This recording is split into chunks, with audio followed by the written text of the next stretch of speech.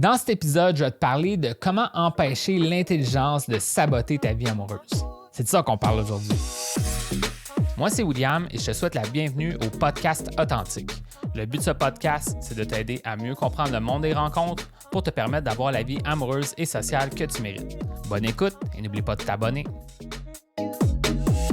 L'épisode d'aujourd'hui, ça s'adresse à toi si tu te considères comme quelqu'un qui pense beaucoup. Moi, personnellement, je crois que l'intelligence, c'est vraiment bon en soi. Ça peut te permettre d'atteindre des plus hauts sommets, des plus hauts niveaux que d'autres personnes qui sont moins intelligentes. Mais par contre, l'intelligence peut t'amener aussi à te mettre beaucoup de bâtons dans les roues, comme on dit, de t'auto-saboter énormément. Et c'est de ça que je vais te parler aussi dans l'épisode d'aujourd'hui. Donc, je vais te parler des bons et des mauvais côtés de l'intelligence, de penser beaucoup. Et aussi, je vais t'amener une piste de solution vis-à-vis de tout ça dans l'épisode d'aujourd'hui. Donc, la première chose que je veux te dire vis-à-vis de l'intelligence, c'est que l'intelligence, c'est vraiment bon pour te permettre de mieux comprendre les situations, de vraiment amasser de l'information pour mieux l'analyser puis ensuite prendre des meilleures décisions dans le futur. Ça peut te permettre justement de, quand tu commences à avoir cette vision-là, des dynamiques en place avec cette intelligence-là, tu vas pouvoir mieux manœuvrer dans ces choses-là d'une certaine façon. Par contre, le problème de ça, de l'intelligence, c'est que souvent l'intelligence amène justement à ce que je viens de te parler de l'analyse, mais ça peut t'amener à suranalyser les choses. Il y a un concept là, dans le monde de la croissance personnelle qui s'appelle la paralysie de l'analyse, quelque chose qui va souvent arriver dans le monde des rencontres. La paralysie de l'analyse, c'est quoi? Bien, c'est relié beaucoup à la peur de l'échec. Donc là, on ne veut pas échouer, donc on veut vraiment bien analyser c'est quoi nos diverses options, puis qu'est-ce qu'on pourrait faire. Mais des fois, en suranalysant les choses, bien, on ne prend aucune action. Donc, c'est vraiment important de comprendre ça, que l'intelligence a ses forces, mais aussi ses faiblesses. Aussi, relié à l'intelligence, c'est que parfois, ça se peut que tu remarques que tu fais une erreur et là, tu te sens mal de l'erreur que tu as faite parce que tu la connais, l'erreur. Donc là, tu vois que tu n'as pas fait la bonne action ou pas dit la bonne chose. Et là, tu te démoralises toi-même. Et là, dans le visuel qu'une femme, disons, une femme te regarde, elle voit maintenant que tu es démoralisé ou elle voit que tu te sens coupable d'avoir fait pas la bonne action ou qu'elle te voit plus de bonne humeur. Et là, finalement, ben, tu brises tes chances à cause que toi-même, tu t'es impacté ton propre état d'esprit par le fait même que tu as remarqué des erreurs que tu as faites. T'sais. Donc, je me doute que tu as déjà vu des gens avoir du succès dans le monde des rencontres en étant un peu idiots, tu comprends? T'sais, ils font à peu près n'importe quoi, puis finalement, ils ont du succès. Des fois, une personne qui est un petit peu moins intelligente va juste essayer quelque chose, puis elle ne remarque pas qu'elle fait des faux pas, qu'elle fait des erreurs, puis elle n'a pas suranalysé son plan, elle va juste dire quelque chose. Puis ça, bien, ça amène à te raconter vraiment qu'est-ce que moi j'ai développé à travers le temps. Je l'ai développé pour ma propre situation, c'est quand j'ai voulu changer ma situation, puis ensuite, bien, je l'ai verbalisé à travers ce que j'enseignais. Et là, maintenant, bien, c'est dans mon programme de coaching. Puis ce concept-là que je veux te montrer aujourd'hui, ça s'appelle la naïveté volontaire. Donc, c'est vraiment super simple à comprendre. C'est de comprendre que en étant volontairement naïf dans tes agissements, tout en restant intelligent face à la situation, bien, ça te permet d'avoir le meilleur des deux mondes. Parce que de certaine façon, tu es capable de comprendre les subtilités, mais tu n'agis pas tout de suite sur les choses que tu vois. Donc, tu n'es pas hyper sensible à toutes les actions, puis là, finalement, tu as l'air surpris d'une situation ou tu as l'air triste parce qu'il y a peut-être eu une erreur.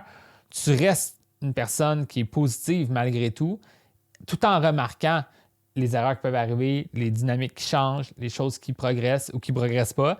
Et moi, je te dis, ça a un énorme impact sur le succès que tu peux avoir au niveau de tes rencontres parce que vraiment, qu'est-ce qui va te permettre de rester en contact avec une femme, par exemple, pour qu'elle continue à t'intéresser à toi, c'est à quel point tu es capable d'être une présence rassurante, à quel point tu es capable de lui amener vraiment une belle connexion émotionnelle positive. Donc, toi, en restant comme de bonne humeur, avec une attente positive, tu sais, un peu cette idée-là d'être un bon vivant, qui se dit ça va bien aller, je vais essayer quelque chose, bien, ça va te permettre de mieux connecter avec les autres, tout en étant capable d'apprendre sur les dynamiques sociales, les dynamiques relationnelles homme-femme. Donc, moi, c'est vraiment ça que j'essaie de montrer à mes clients parce que souvent, on a comme cette espèce de blocage-là. Si tu es quelqu'un qui pense beaucoup, bien, tu veux que ça fonctionne bien du premier coup. Je te l'accorde, moi aussi, c'est ça que je voulais. En même temps, la meilleure façon de s'y prendre, si tu veux que ça fonctionne bien dès le départ, c'est d'y aller tellement simple, tellement avec une belle intention, une bonne humeur, que la personne ne peut pas s'empêcher d'au moins réagir positivement à ce que tu fais parce que tu n'as pas un agenda caché. Tu es quelqu'un de naïvement volontaire, tout simple. « Hey, what's up? qu'est-ce qui se passe? C'est un peu ça, l'énergie que tu dois dégager. C'est pas la phrase spécifique là, que tu dois dire, mais c'est l'énergie là, que tu comprends qu'il peut avoir derrière ça. Et vraiment, un truc que je peux donner de plus pour t'aider vis-à-vis de la naïveté volontaire, c'est souvent, au lieu d'assumer comment les autres pensent, ben tu agis comme quelqu'un qui n'est pas certain de toujours tout comprendre. Donc là, c'est qu'est-ce que tu veux dire par ça? T'sais? Quand quelqu'un te dit quelque chose, au lieu de tout de suite assumer, essayer de toujours être sur la défensive ou essayer de trouver des façons de répondre rapidement à la personne, ben, tu ne joues pas cette game-là. Tu es quelqu'un de naïf. Donc la personne t'a fait un commentaire, puis tu es comme pourquoi tu dis ça? Tout simplement.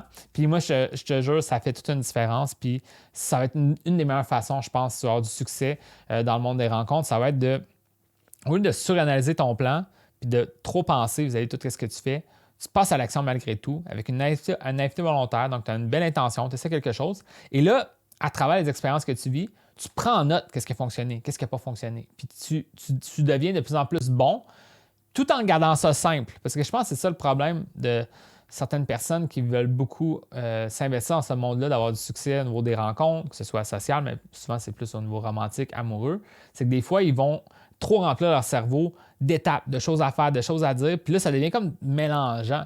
Mais au final, si tu agis avec une naïveté volontaire, ben tu apprends de chaque expérience tout en gardant ça simple. Bien que là, ultimement, tu vas vraiment être en train d'avoir du succès au niveau des rencontres sans nécessairement sentir que c'est dur, que c'est une corvée, que c'est lourd à faire. Tu vas juste avoir du plaisir de rencontrer les gens. Puis les gens vont être réceptifs à toi par l'approche que tu as. Donc, moi, c'est vraiment ça que je te souhaite. Évidemment, ce n'est pas juste la naïveté volontaire qui va tout changer, mais c'est vraiment un changement de mentalité pour comprendre que si j'agis un petit peu plus naïvement quand j'aborde les gens, bien, les gens ils vont me voir comme quelqu'un qui n'a pas un agenda caché, qui n'essaye pas d'avoir quelque chose de moi, il essaie juste de m'amener une belle énergie positive. Donc, je vais baisser mes gardes, je vais changer avec, je vais voir ce qui peut arriver. Puis là, quand quelqu'un d'autre, donc tu abordes une femme en soirée, puis qu'elle baisse ses gardes, tu jases avec, bien là, maintenant, tu as une opportunité pour faire développer les choses. Donc, c'est vraiment quelque chose d'intéressant. Puis, de toute façon, tu sais, si, imagine, tu abordes une femme en soirée avec cette naïveté volontaire-là, après quelques minutes, finalement, il n'y a pas un gros intérêt. Hey, cool, content de t'avoir rencontré, on se reparle plus tard, tu tournes, tu parles à quelqu'un d'autre, et il n'y a pas tout cet aspect-là de te sentir qu'il fallait que tu gagnes, qu'il y avait un rejet, parce que tu accumulais de l'information à travers toute cette naïveté volontaire-là que tu as en interagissant avec les autres. Donc, vraiment, c'est puissant. Donc, voilà, c'est sûr que, et certain que ce que je viens de te montrer dans l'épisode d'aujourd'hui, c'est quelque chose que je vais beaucoup plus en profondeur dans les ressources de mon programme de coaching privé qui s'appelle l'approche authentique, mais je pense que ça donne quand même une piste pour voir comment rendre ton intelligence ton allié. Et si je peux me permettre un dernier point avant qu'on termine l'épisode, ça je le dis souvent aussi, c'est que quelqu'un qui pense beaucoup a énormément de potentiel. C'est quelqu'un d'intelligent en fait, là, a énormément de potentiel. Peut-être que ça l'auto-sabote au début, mais sur le long terme, puis si dans une mentalité d'apprentissage, de découverte, de constamment comme progresser, il va définitivement dépasser tout le monde qui est moins intelligent, sans être méchant pour quelqu'un qui est moins intelligent. Donc, si toi, tu te considères comme quelqu'un d'intelligent, tu sais, ben dis-toi que peut-être ça peut sembler plus difficile parce que tu as comme des enjeux au niveau de ta santé mentale par moment, peut-être au niveau de la suranalyse, au niveau de l'anxiété, au niveau des angoisses que tu peux vivre, au niveau des pensées que tu as, etc. Une personne plus simple, peut-être qu'elle ne se questionne pas autant, mais sur le long terme, tu vas pouvoir dépasser cette personne-là si tu te rends à vraiment faire les apprentissages et te développer. Puis moi, c'est ça que je te souhaite vraiment. Puis si tu aimerais avoir cette aide-là, c'est définitivement quelque chose qu'on fait dans mon aide privée. C'est une des étapes dans mon programme de vraiment travailler ces aspects-là, de débloquer au niveau de nos croyances, enlever nos peurs, mieux comprendre les pensées qui nous limitent, les croyances limitantes, comme on dit, puis vraiment établir quelque chose qui est de plus en plus confiant. Puis une des façons d'établir cette confiance-là, c'est en allant graduellement, puis aussi à travers la naïveté volontaire. Ça va te permettre de juste commencer à sourire aux gens, parler aux gens, faire des petites conversations. Puis ben, c'est ça que je pourrais t'enseigner, là, les étapes de tout ça dans mon programme qui s'appelle l'approche authentique. Donc, si tu aimerais ça en savoir plus sur mon programme, viens me voir, je vais pouvoir te donner plus de détails. Donc, sur ça, ben, je te souhaite bonne chance dans tout ça, puis on se voit dans un prochain épisode.